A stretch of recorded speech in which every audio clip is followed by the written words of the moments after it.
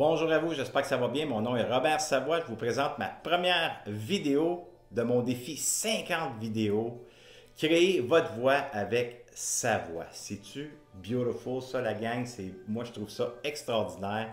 Et le thème que j'ai choisi aujourd'hui, c'est d'une personne qui m'a envoyé ce petit sujet en quelques phrases qu'elle aimerait entendre mon opinion et je vais vous donner un fait vécu. Alors, je vous invite à bien écouter pour vivre l'essence de ce message que je veux laisser aujourd'hui. Okay? Alors, voici ce qu'elle m'a envoyé.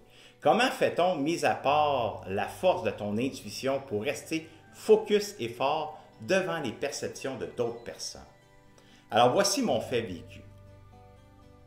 J'ai sucé ma suce jusqu'à l'âge de 11 ans. Vous devez bien comprendre, oui, j'ai sucé ma suce jusqu'à l'âge de 11 ans. OK? Pourquoi? Parce que je vivais beaucoup d'insécurité affective. Alors ça fait en sorte que sucer ma suce, ma doudou, pour moi, ça me sécurisait.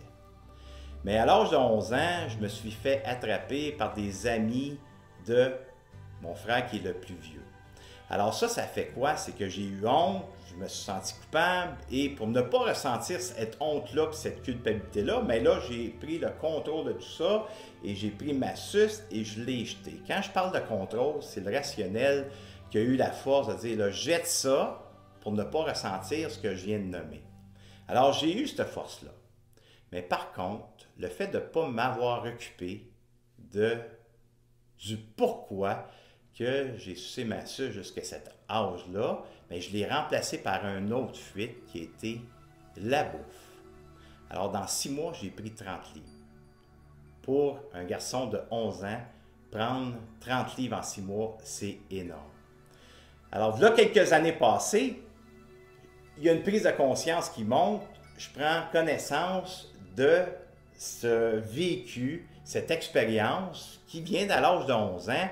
J'en prends conscience et là, ça s'éveille et je m'en occupe, puis je vais à l'intérieur de moi, je ressens ça, puis c'est les mots qui montent, mais c'est l'insécurité affective, puis avoir été en relation avec des personnes, des ressources extérieures pour m'aider à faire le chemin à l'intérieur de moi.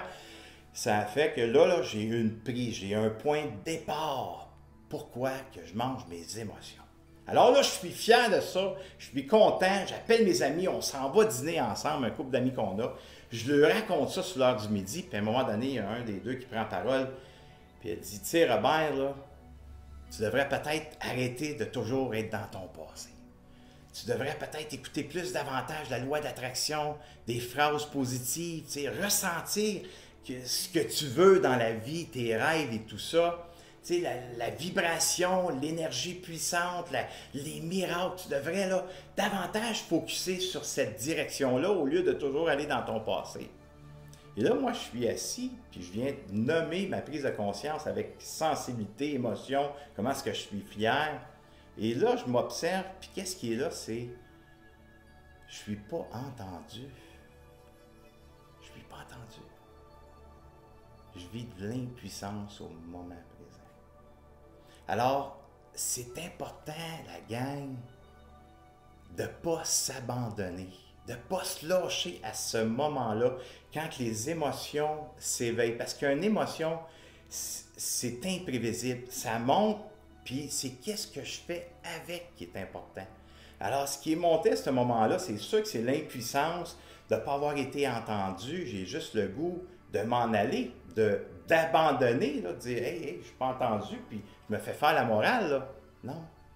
J'ai entendu ce qu'ils ont nommé, j'ai resté là, puis moi, je me suis habité. J'ai resté focus avec ma relation. Et je dis « Écoute, je respecte ton opinion, je respecte ta perception de ce que tu entends, mais par contre, je dois t'avouer, je vis de l'impuissance de ne pas avoir été entendu. » Puis, ça m'amène dans l'abandon, ça, de ne pas être entendu.